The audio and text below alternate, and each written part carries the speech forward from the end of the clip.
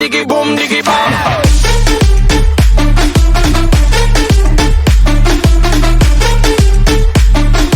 Boom diggy diggy diggy boom diggy bam. Hello बच्चों, आज हम पढ़ने वाले हैं बैलेंस शीट, है ना। लास्ट वाली क्लास में हमने प्रॉफिट एंड लॉस अकाउंट पढ़ा, उससे लास्ट वाली क्लास में हमने ट्रेडिंग अकाउंट पढ़ा। ट्रेडिंग अकाउंट्स के अंदर हमने सिर्फ एक्सपेंसेस के बारे में जाना और इनकम्स के बारे में जाना। ऐसा ही हमने सेम किया किसमें, प्रॉफिट एंड लॉस अकाउंट में। ट्रेडिंग अकाउंट और प्रॉफिट एंड लॉस अकाउंट में सिर्फ हमने किसके एक्सपेंसेस और इनकम्स, एक्सपेंसेस और इनकम चाहे वो डायरेक्ट हो चाहे इनडायरेक्ट हो, उनके फॉर्मेट्स को पढ़ा, उनके फॉर्मेट्स को सीखा। आज हम पढ़ेंगे बैलेंस शीट। बैलेंस शीट का फॉर्मेट ट्रेडिंग और प्रॉफिट एंड लॉस के फॉर्मेट से थोड़ा अलग है। थोड़ा अलग इसलिए है कि वहां पर पर्टिकुलर अमाउंट होते थे और यहां पर बैलेंस शीट में लायबिलिटी अमाउंट, एसेट्स अमाउंट होते हैं, है ना। दूसरी बात, नाम इसका बैलेंस शीट क्यों पड़ा। एक ऐसी शीट जो पूरे बिजनेस को बैलेंस करके रखती है, एक ऐसी शीट जो बताती है कि आज बिजनेस मेरा ठीक है या नहीं है, एंड ऑफ द ईयर मेरा फाइनेंशियल स्टेटमेंट बिल्कुल करेक्ट है या नहीं है। अगर लायबिलिटी और एसेट्स के टोटल इक्वल नहीं आते हैं, बड़े ध्यान से समझना, अगर लायबिलिटी और एसेट्स दोनों के टोटल इक्वल नहीं आते हैं तो मेरे बेटा क्या होगा, तो मेरी बैलेंस शीट मैच नहीं होगी। और अगर मेरी बैलेंस शीट मैच नहीं हुई तो कहीं ना कहीं मेरे बिजनेस में गड़बड़ है और कहीं ना कहीं मेरे बिजनेस में नुकसान है।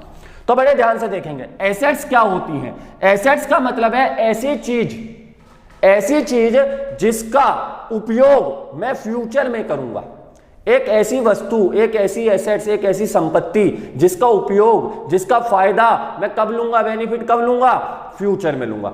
और लायबिलिटीज वो होती हैं जिनको बिजनेस को पे करना है फ्यूचर में, है ना। इस चीज का तो मैं फायदा लूंगा फ्यूचर में, मतलब ये मेरी प्रॉपर्टी है, ये वो लायबिलिटी है जो मुझको पे करनी है ना। और इन दोनों का बैलेंस हमेशा टोटल क्या आना चाहिए, इक्वल आना चाहिए। तो बड़े ध्यान से पढ़ेंगे, देखते हैं।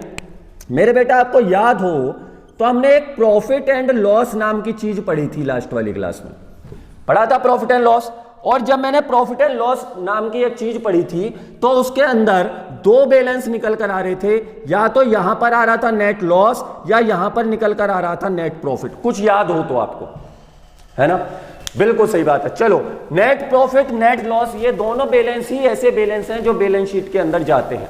जैसे ट्रेडिंग में ग्रॉस प्रॉफिट और ग्रॉस लॉस के बैलेंस को मैं ऐसे क्रॉस में किस में ले जाता था, प्रॉफिट एंड लॉस में, ऐसे ही बैलेंस शीट के बैलेंस में हम किसके बैलेंस को लेकर आते हैं, प्रॉफिट एंड लॉस के बैलेंस को लेकर। तो चलो शुरुआत करते हैं। सबसे पहले एसेट साइड और लायबिलिटी साइड बैलेंस शीट में क्या क्या आइटम्स आते हैं, कैसे कैसे आते हैं, बड़े ध्यान से। सबसे पहले मैं बैलेंस शीट में मेरे बेटा कैपिटल लिखता हूं। क्या लिखता हूं, कैपिटल लिखता हूं।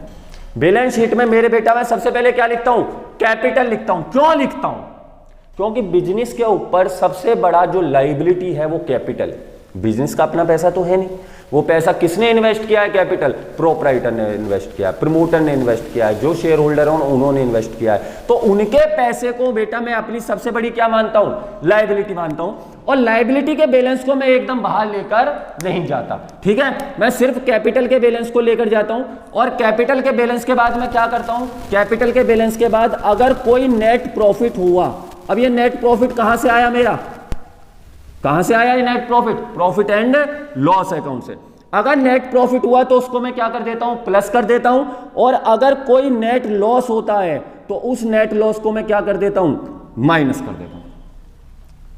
बड़े ध्यान से समझेंगे। कैपिटल में अगर नेट प्रॉफिट हुआ है तो उसको प्लस करूंगा, और कैपिटल में नेट लॉस हुआ है तो उसको मेरे बेटा में माइनस करूंगा, ठीक है। इसके बाद बड़े ध्यान से, अगर कोई ड्राइंग्स हुई है, मतलब पर्सनल यूज के लिए बिजनेस से पैसा निकाला है ना, तो कैपिटल में से तो पैसा गया ना, तो इसलिए उस ड्राइंग्स को भी मैं क्या करूंगा, माइनस करूंगा। अगर कोई इंटरेस्ट ऑन कैपिटल है, मतलब कैपिटल पर इंटरेस्ट मिला है, तो उसको मैं क्या करूंगा, ऐड करूंगा, ठीक है। इन सारी चीजों को ऐड लेस कर लूंगा अकॉर्डिंग टू फॉर्मेट, है ना। नेट प्रॉफिट को ऐड करूंगा, नेट लॉस को माइनस करूंगा, ड्राइंग्स को माइनस करूंगा, इंटरेस्ट ऑन कैपिटल को ऐड करूंगा। माइनस वाले आइटम्स के सामने ऐसे कर देंगे और इसका बैलेंस करके मैं बाहर लिख दूंगा। बहुत सिंपल समझ लेना। क्लास 12th में बहुत ज्यादा काम आने वाला है इंटरेस्ट ऑन कैपिटल निकालने के लिए, यही वाला तरीका है ना। बड़े ध्यान से, सबसे पहले कैपिटल, अगर नेट प्रॉफिट है तो ऐड करूंगा, नेट लॉस है तो उसमें से माइनस करूंगा, ड्राइंग्स को माइनस करूंगा, इंटरेस्ट ऑन कैपिटल को मैं प्लस कर दूंगा। इतनी बात ठीक है, बहुत बढ़िया। इसके बाद कोई भी सन्ड्री क्रेडिटर मेरी लाइबिलिटी है। क्रेडिटर कौन? जिनका पैसा देना है मुझे, तो सन्ड्री क्रेडिटर का पैसा देना लाइबिलिटी है, यहां लिख दूंगा। लाइबिलिटी का मतलब जिनकी पेमेंट करनी है। इसके बाद बैंक लोन, मैंने बैंक से कोई लोन ले रखा है तो उसको भी मैं कहां लिख दूंगा? लाइबिलिटी साइड लिख दूंगा। इसके बाद और क्या क्या हो सकती है? रिजर्व, रिजर्व भी मेरी क्या है? लाइबिलिटी है, क्योंकि वो भी पैसा किसी चीज के लिए रिजर्व है। इसके बाद और क्या हो सकता है? बैंक ओवरड्राफ्ट, आपने बैंक से ओवरड्राफ्ट ले रखे हैं। बैंक से मतलब जितना पैसा बैंक में था नहीं उससे ज्यादा आपने बैंक से क्या कर रखा है? विड्रॉन कर रखा है या ड्राफ्टिंग कर रखी है। ठीक है, इसके बाद और क्या चीजें आ सकती है बताओ? सिंडिकेटर आ गया, बैंक लोन आ गया, रिजर्व आ गया, बैंक ओवरड्राफ्ट आ गया, बिल पेबल। अगर बिल्स पेबल है तो बिल्स पेबल को भी मैं क्या मानूंगा? अपनी लाइबिलिटी मानूंगा। मतलब जिनका पैसा देना है वो सब मेरी लाइबिलिटी है, और जिनसे पैसा आना है वो मेरे फायदे हैं, वो मेरी एसेट्स है। तो जिनका पैसा देना है वो मेरी क्या है? लाइबिलिटी। तो क्रेडिटर कौन? जिसका पैसा देना है। बैंक लोन क्या? बैंक से लोन ले रखा है तो भैया पैसा तो देना पड़ेगा जब आपने बैंक से लोन ले रखा है। आपने रिजर्व बना रखे हैं, तो रिजर्व क्या है? किसी और चीज के लिए पैसा इकट्ठा कर रखा है, तो ये भी पैसा देना पड़ेगा। इसके बाद बैंक ओवरड्राफ्ट, बैंक में इतना अमाउंट आपका था नहीं, उससे ज्यादा आपने ड्राफ्टिंग कर ली, ये भी देना पड़ेगा। बिल्स पेबल भी देने पड़ेंगे। और लाइबिलिटी के अगर आपको कोई आइटम ऐसा लगता है देखने में कि ये लाइबिलिटी का आइटम है, लाइबिलिटी में जाना चाहिए, तो मेरे बेटा आप लाइबिलिटी में ले जा सकते हैं। इसके बाद एसेट्स में क्या क्या आइटम आएगा? कैश, भाई कैश मेरी संपत्ति है, कैश मेरी प्रॉपर्टी है, मेरी एसेट्स है ना? तो कैश किस में आएगा? एसेट्स में आएगा। कैश इन हैंड, जो मेरे हाथ में कैश है वो भी इसमें आएगा। कैश एट बैंक, अगर मेरे बैंक में भी कोई कैश है तो वो भी मेरी एसेट्स है। खाली बैंक लिखा हुआ है तो वो भी मेरी एसेट्स है। फर्नीचर, मेरे बिजनेस का फर्नीचर क्या है? मेरी एसेट्स है। बिल्डिंग क्या है? मेरी एसेट्स है। एसेट्स का मतलब है प्रॉपर्टी, एसेट्स का मतलब है संपत्ति, है ना? उसके बाद लैंड क्या है? मेरी एसेट्स है। डेटर्स, सबसे बड़ी चीज डेटर, डेटर्स क्या है? मेरी एसेट्स है। क्यों है एसेट्स? क्योंकि वो लोग मुझे पैसा देंगे, उनके ऊपर मेरा उधार है, तो डेटर्स मेरी क्या है? एसेट्स है। लैंड मेरी एसेट्स है, बिल्डिंग मेरी एसेट्स है, फर्नीचर मेरी एसेट्स है, कैश इन हैंड मेरी एसेट्स है, कैश एट बैंक मेरी एसेट्स है। और क्या क्या मेरी एसेट्स हो सकती हैं? सोचो, और क्या क्या मेरी एसेट्स हो सकती हैं? बहुत सिंपल बात है, क्या क्या हो सकती हैं? बिल रिसीवेबल, बिल्स रिसीवेबल भी क्या हो सकती है? मेरी एसेट्स हो सकते हैं। क्यों? जब बिल पेबल, किसी का बिल देना है तो वो मेरी लाइबिलिटी है, तो बिल रिसीवेबल में मेरे पास पैसा आएगा भी ना, और जब मेरे पास पैसा आएगा तो वो भी मेरी क्या है? एसेट्स है। इतना समझ में आ गया? ठीक है। और क्या हो सकता है? फर्नीचर हो गया, फर्नीचर के साथ फिटिंग्स हो सकती हैं, फर्नीचर के साथ फिटिंग्स हो सकती हैं, है ना? तो cash in hand, cash at bank, bank, furniture, building, land, debtor, bill receivable, premises मेरी क्या है? एसेट्स है। तो ऐसे बहुत सारी मेरी एसेट्स होती हैं, बहुत सारी मेरी संपत्ति होती है, जिस भी अकॉर्डिंग मेरा बिजनेस होता है ना? फॉर एग्जांपल मेरा फर्नीचर का बिजनेस है तो जितना भी फर्नीचर रखा हुआ है सब मेरी एसेट्स है। ठीक है, बहुत सिंपल। फिर मैं क्या करूंगा?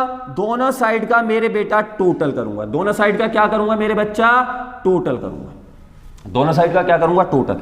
और दोनों साइड का टोटल अगर मेरा इक्वल आता है तो इसका मतलब है कि मेरी बैलेंस शीट बिल्कुल करेक्ट बनी है, और दोनों साइड का टोटल मेरा इक्वल नहीं आता तो बैलेंस शीट करेक्ट नहीं बनी। एक और क्लोजिंग स्टॉक, क्लोजिंग स्टॉक भी क्या हो सकता है? मेरा एसेट्स हो नहीं सकता, क्लोजिंग स्टॉक तो मेरी एसेट्स है। तो अगर दोनों साइड का टोटल इक्वल आता है तो ये साफ साफ बताता है कि मेरा ट्रेडिंग अकाउंट बिल्कुल ठीक बना है, मेरा प्रॉफिट एंड लॉस अकाउंट भी बिल्कुल करेक्ट बना है, और मेरी बैलेंस शीट भी बिल्कुल करेक्ट बनी है। और इन दोनों साइड का टोटल अगर मेरा इक्वल नहीं आता तो या तो मेरी ट्रेडिंग में कहीं गड़बड़ है, जो ग्रॉस प्रॉफिट और ग्रॉस लॉस में करेक्ट नहीं निकाल पाया, या फिर मेरी किसमें गड़बड़ है? प्रॉफिट एंड लॉस में गड़बड़ है। ठीक है, और अगर करेक्ट आ जाता है तो इसका मतलब है कि मैंने सब कुछ ठीक किया है। तो एग्जाम एग्जाम्स में जब भी आप इन क्वेश्चंस को करोगे तो आप बैलेंस शीट का अगर आपका टोटल मैच हो जाता है एक बार में या बिल्कुल ठीक आ जाता है तो आप समझें कि आपका क्वेश्चन बिल्कुल करेक्ट है और आपके क्वेश्चन में कोई भी गड़बड़